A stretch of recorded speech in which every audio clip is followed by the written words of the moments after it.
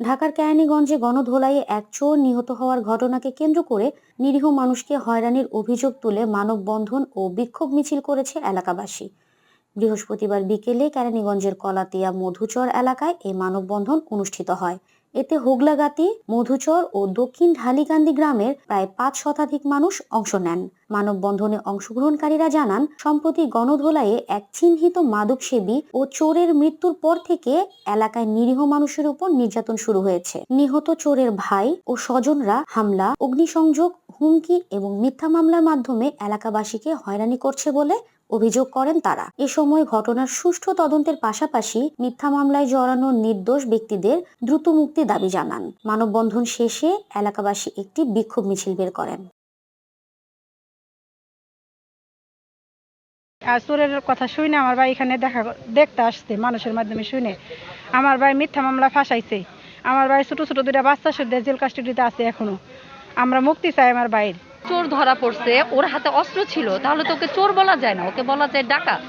সে ডাকাতি করতে আসছে। এরকম পরপর অনেক ডাকাতি হয় গ্রামে, যার জন্য মানুষ বিরক্ত হয়ে ছোট থেকে বড় সবাই ওকে গণপিটানি দিয়েছে। গণপিটানিতে মিথ্যা বলবো না, সে মারা গেছে। আইন হয়তো বা হাতে নেওয়া ঠিক হয় নাই, কিন্তু এখানে অনেক নিরপরাধ লোককে ফাঁসানো হয়েছে। এমনকি যারা এইখানে, এটা হচ্ছে কৃষি নির্ভর এই এলাকাটা, বুঝতে পারছেন?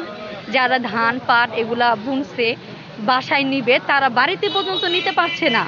কারণ ওই যে ছেলেটা মারা গেছে চুরি করতে এসে, তার ভাই আছে, আত্মীয় স্বজন আছে, তার দলের লোকের আছে, তারাও করতেছে কি নিরপরাধ লোকেদেরকে যে পরিমাণে শাস্তি দিচ্ছে আর অজ্ঞাত মামলা দেওয়ার ভয় দেখাচ্ছে, এমনকি দিয়েও দিয়েছে। এটা কিন্তু ঠিক না। আমরাও তো এইখানেই থাকি। এমনকি ওরা মনে করেন কি ঘরে ঘরে অনেক চুরি ডাকাতি করতো, মানুষটি অনেক হয়রানি করতে। এখন ওই যে ছোট বাচ্চা নিয়ে যে মহিলাটাকে আটক করা হয়েছে, দেখেন এখানে যদি আমার বাসায়ও ডাকাতি হতো, আমিও চেতাম আমার জানটা বাঁচানোর জন্য। আমাদের দাবি হলো গণপিটুনিতে চুর মারা গেছে, নিরীহ মানুষদের নামে কেস করে সবাই জেলে বইরে রাখছে। আমরা তাদের হয়রানি করতেছে, আমরা তাদের নিঃশর্ত মুক্তি চাই। ঢুকছে চোর ধরার পর, যারা ধরছে, যাদের পাশে চোর ঢুকছে তাদেরও চোর কূপ দিছে, জখম করছে। তারপর এলাকার লোকজন যখন আসলো, চোর আসে, কার পিটুনিতে কিভাবে মারা গেছে, সবার কে কিভাবে মারা গেছে সেটা তো আর জানে না। এইখানে ভালো লোকদেরকে ফাঁসাই দেওয়া হচ্ছে, আর 10 জন এমনি রাখছে কেসের মধ্যে। তাদের মানে নানান ধরনের লোকজন ভালো লোকদের বলতেছে, তোমাদের নামে মামলা দেবো, না হয় আমাদের টাকা দাও। অলরেডি একজনের কাছে 50,000 খেয়ে ফেলছে।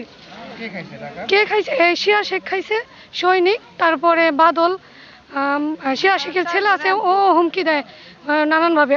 আমি চাই হচ্ছে আমার বাবা আর মা দুজনকেই জেলে ঢোকানো হয়েছে, এদের আমি মুক্তি চাই। এরা ডাকাত ধরছে, ডাকাত ধরানোর পরে এলাকার মানুষ জনগণ মিলে তাদের মানে চোর ডাকাতকে মারছে। মারার পরে আমার বাবা মায়েরে মানে ধরে নিয়ে গেছে, গ্রেপ্তার করেছে। তারা নির্দোষ, কারণ জনগণের পিটায়া মারছে। এই ডাকাতের দলে আসছে, মানে তাদের মাথার মধ্যে আঘাত করছে, তাদের আমার বাবার মনে করেন ঘাড়ের মধ্যে আঘাত করছে। আমার ছোট যে একটা 14 মাসের বোন ছিল, তারও মারছে। এখন আমার ছোট যে বোন, 14 মাসের এই বোন নিয়ে আমার মা এখন জেলে আছে, গ্রেফতার আছে আর কি।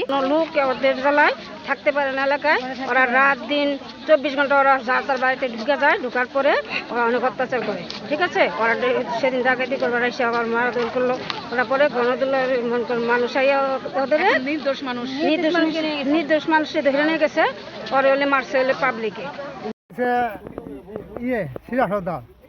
আমি শনিবার গেছি গরু কিনবা নিকা, গরু কিনা পাই নাই, গরু টাকা আমি জমা দিবাই গেছি, জমাই বাসা নারীগাতা মোড়ে, ওই যে জগন্নাথ মোড়ে, ওখানে এই ওই যে শিরা হদ্দার, সনিক, বাদল, মঞ্জু আর শিরা হদ্দার পড়া, তারপর আর 4-5 জন আমি চিনি না, এগুলো চিনি। আমার মায়ের ধরে গোটের মধ্যে গাঁও আছে, ডাক্তার চিকিৎসা করছি। এই চোর মারণে আমাকে এরকম হুমকি ধুমকি দিয়ে আমাকে এরকম করতে আছে। 1,02,000 টাকা নিয়ে ফেলা। এটাই যে চোর মারা ফেলাইছে, গণদোলাইতে চোর মারা গেছে, এই কারণে সবার কাছে চাঁদা চায়। এরকম বিভিন্ন জায়গায় অনেকজন এরকম হুমকি দিছে চোর মারা ফেলানো, যে তোদের নামে মামলা দিমু, অজ্ঞাত মামলা রাখছি, সবার নামে নাম দিয়ে দিমু, যে বাড়াবাড়ি করবি তার নামে নাম দিমু, যে আগে আবি আমাকে সামনে আবি, আমার কথা না শুনবি তাকে ওই নাম দিয়ে মামলায় ঢুকাই দিমু।